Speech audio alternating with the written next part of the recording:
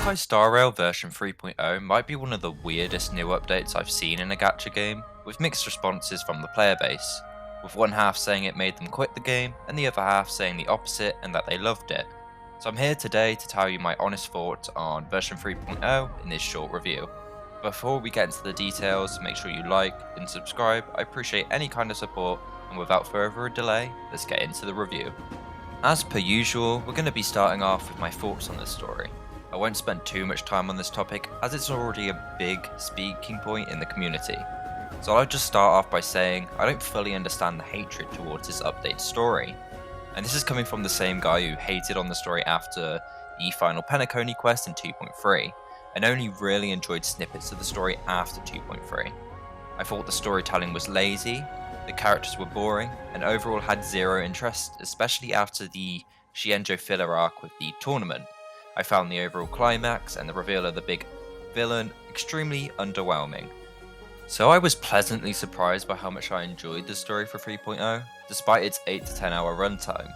I was expecting a 10 hour quest to be extremely boring and have awful pacing, and at first I was bored for the first hour. But after that I was completely invested in the lore of the new location, and found myself really intrigued by the start of this new arc. So I was pretty confused by the reception the story had gotten from the other players, with one common complaint being the story was extremely boring and even put some players to sleep with its pacing and lack of dynamic and expressive scenes. Which I personally didn't really understand this complaint because sRGB isn't known for its highly detailed animations and facial expressions during dialogue. It's supposed to be simple, it's a visual novel hybrid. I mean, if characters did move around more in scenes, I don't think it would really change anything about the pacing. I think players are mixing up the story pacing with bad presentation. And yes, I would agree with some of the complaints, and I do understand where people are coming from, but this is normal for most gachas, so I don't really understand why people are only now complaining. Before, people were complaining about short quests with little to no gameplay involved during the story, and wanted something more in depth without only focusing on dialogue. Which is strange because 3.0 is exactly what a majority of players were asking for, a mix of dialogue and gameplay during the story. There were many moments during the story where you had to explore dungeons and solve puzzles, and it was equally divided between gameplay and dialogue. I don't get it, to be honest with you guys. If it's a short story, people hate on it and call it lazy or a filler patch, and if the story is long, people complain by saying it's boring and has awful pacing. It's like, choose a fucking argument or just don't play it whatsoever. If you can't play a visual novel hybrid because you find it too boring and you don't want to listen to it, or you want to skip dialogue, don't play it, don't care, zone out and play Zenless Zone Zero, for instance. I do believe they should add like a different form of storytelling like Zenless has, because they have the visual novel elements, they have a ton of cutscenes, they have, dialogue during dungeons where it's not voice dialogue, and they also have comic book scenes. Maybe sRGB can do something like that so it could please both ends of the argument, where you could still, have that good pacing with long drawn out dialogue that people dislike, but you can, spark things up a bit and make people feel a lot more entertained by having comic books type scenes, just like in Zenless. And I don't think anyone would complain about that because Zenless is their own game. And a lot of other game companies do this, where they will borrow aspects from their other games and improve on them in completely different, unrelated titles. But overall, in my personal opinion, I think 3.0 was the best story quest since 2.3. I found the new characters interesting and enjoyed the differences between their personalities. I thought the story exploration and how they introduce you to the new mechanics and region through the story was very well put together. And I thought the main villain of the story and the climax was very well written, unlike the tournament arc villains, absolutely awful writing, Boreas, whatever the hell his name was. I found the balance between gameplay and dialogue to be almost perfect, and there can be improvements. I do understand where the, disappointment comes from and the complaints, but I do think people are being over dramatic, saying they were falling asleep during the story. I don't understand why you would lie about that. My only big complaint is the missing English voice actors, but that's something I can look past in this update despite my disappointment. I enjoyed the diversity of the characters in this update, and I believe this might be the best introduction to a region since Belobog, which was also a very slow start to a story. I also found the new lore interesting, and I'm very excited for the next story installment in 3.1. I thought the new region was absolutely stunning, and I'm itching for more in the next update, and look forward to seeing what's next in this beautiful region and what they're going to do with its interesting lore. And at first I thought the planet's overall war vibe was a bit too similar to that of what Natlin should have been, but honestly, after playing through the story fully, I noticed how spectacular the setting was and how it stands out from a crowd of copycat regions that you will always see in every gacha game, like how many people compare Belobog and Fontaine to each other and other regions in gacha games. You kind of see this similar thing with Sumeru and Natlan. A lot of people were comparing them at first, and even though they are very different, I can understand why people compare them. And at first I was thinking, this region doesn't seem very original, it's got that typical Greek, Roman type of feeling, but honestly, exploring the region, even though there is very much influence from that time, you know, the ancient Greek era and all of these other things like Roman, you know, symbolism and also Roman, you know, attire, stuff like that. I found it very interesting how they use this, but they blended it perfectly with this almost modern but also mythical kind of look to it. It's a very different vibe, and I really enjoy that. And with the aesthetically pleasing environment comes an absolutely wonderfully crafted soundtrack. The BGM in this update, as well as the boss battle and normal battle tracks in this region, are absolutely brilliant. They fit the vibes perfectly and complement this region's art style and overall setting. I was actually amazed with the final boss track in this update. Obviously it's not the final boss of the arc, it's the final boss of this update. And even though it's definitely not the greatest I've heard in this game, I was surprised by the quality of the OST in the first part of this arc, because usually it's the finale where the music really kicks in, but the whole patch was brilliant. You know, usually you have your final boss of each arc, which would have been the Sunday boss in Penacony, the Fantilia boss in the Xianzhou arc, and so on and so forth. But this time, it seems that every single track, even the basic tracks, could be used as like a, you know, mini boss track or just a normal boss track, because they are absolutely brilliantly crafted and I absolutely love them. It almost reminds me of the Metaphor Fantasio soundtrack. Of course, it's not as brilliant as that game, but it's getting close to the point where every track was unique in its own way and very memorable, which is something you want from a game soundtrack, especially a gacha game, is you want to hear a good soundtrack that you will remember and even have in your bloody Spotify playlist. You want something that you can imagine yourself listening to and something that you can remember. Moving on to the combat, let's first talk about the addition of a new playable path. We now finally get a brand new playable path, which is the path of Remembrance. That's a lot of paths.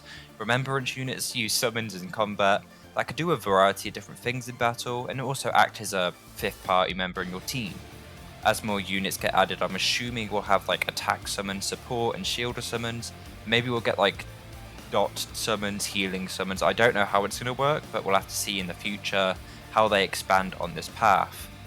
Honestly, I really enjoyed using the Remembrance MC. He's super fun to play as, and I prefer the addition of a new playable path instead of a new element.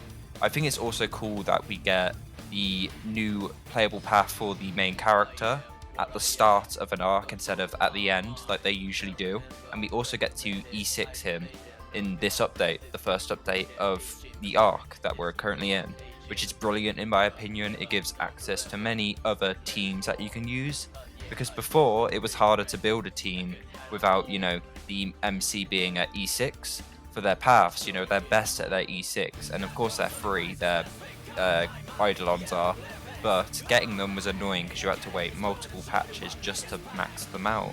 Now that's not an issue, and you can max it out day one if you really wanted to, and you can have that character on your team, and you can kind of sort out a good team straight off the bat, whether you want to hurt a team, which is obviously what a lot of people are using, or you want him to help out your other summoner teams like Jin Yuan and many other characters. Absolutely brilliant addition, so let's move on to the two, technically three new characters, but we've already spoken about one of them, which is the Remembrance MC, which some people might not class as a new character. It isn't a new character, no, but it's a new playable path for a character, so I'm going to count it in anyway. Starting with our favourite weirdo, the Herter. I was disappointed at first, knowing her path and element remained the same as her 4-star counterpart, but after testing her out and seeing her absolutely brilliant animations and stunning design, I was very impressed with her. She's definitely a character I want to pull for and is 100% future proof, but with my lack of pulls at the minute and me wanting to save the Casterus, I'm gonna have to pass on her, despite her absolutely brilliant visuals and awesome gameplay. Next up is Aglaya, an Electro unit on the path of Remembrance, and a character I was excited for at first, but after playing her, I didn't really find her playstyle very fun at all. Despite her absolutely stunning animations and excellent character design, I didn't really care for her playstyle when I tested her out, though I do believe she's pretty decent from what I can tell so far, and there's probably still some value there. But now I'm going to save the casters. I'm going to be completely honest with you guys, I'm not going to be pulling for any of these new characters. I will say though, I'm very disappointed that there's no 4 stars in this update. There's not a single Remembrance 4-star in this update, which is crazy to me. Because for free-to-play players, it's hard to keep up with content when you've got literally 0 Remembrance characters other than the main character. Because if they gave us a few 4 stars, or at least 1 or 2 this update, it would have given this update way much value, because the combat is going to be very hard for people that haven't pulled for a single Remembrance unit yet. And with her to being on the first phase, which didn't really make any sense to me, to be honest, because she didn't have too much involvement overall in the update. Aglaya is a very big and very prominent figure in this update, yet she's in on the second banner. I didn't really understand this whole update's banner system. I also dislike the whole rerunning. I think it's like 7 different characters on the same update, which is just crazy to me. Absolutely wasteful, absolutely silly. Maybe it's good for some people, but for me, that has no value. What's the point in reruns if they're just all there at the same time? Doesn't really make sense to me.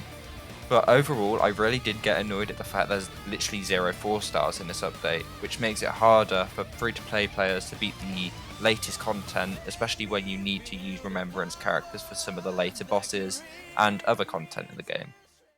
Other than that, I did enjoy the combat in this update, though a few of the enemies left a lot to be desired and felt underwhelming, or just looked exactly like previous enemies, like design-wise, with just a reskin of older enemies.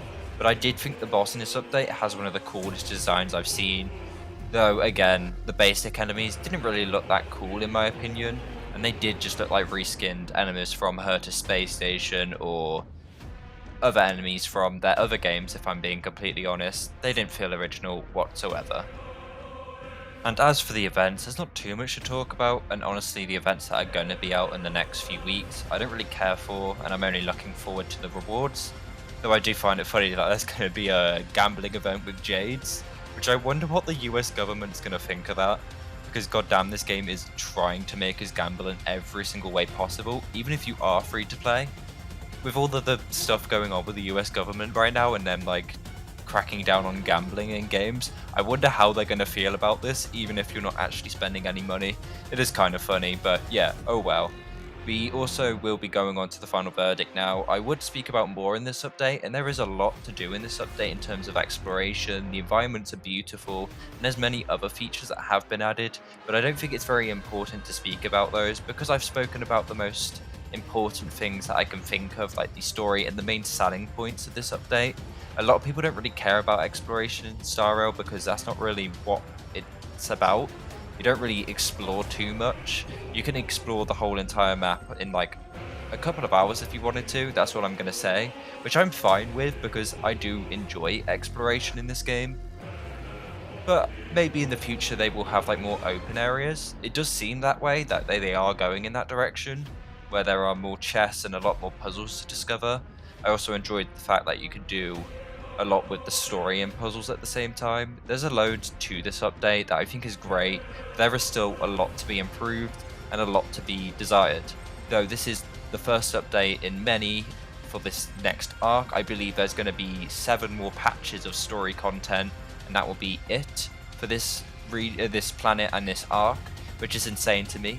8 patches of straight up story content, which makes sense why this is a slow start, because they're going to be building up for the next updates, and I'm assuming some will be like larger quests, some will be shorter quests, some will be like 2 hours, some will be 4, 6, 8, 10.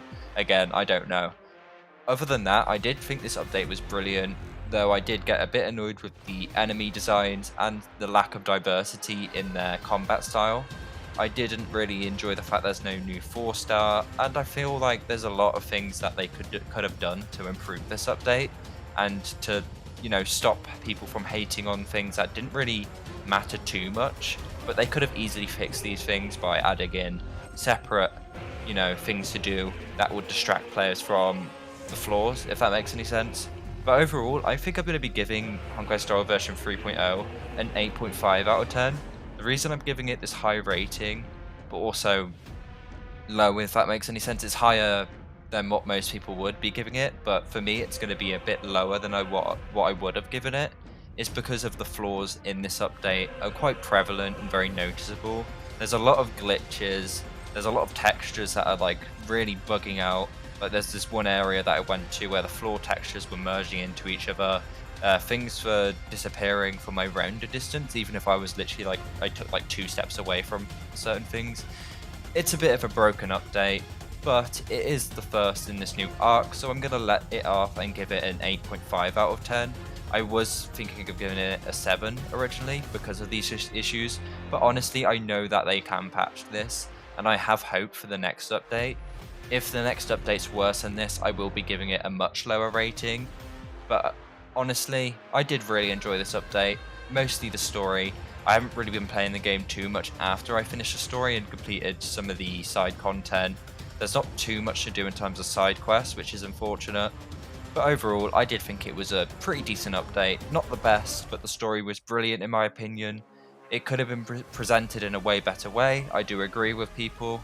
But overall, I think the complaints are a bit silly and just came out of nowhere, and people just hated on the game for no reason. Anyway, thank you for watching, and I hope to see you in the next review.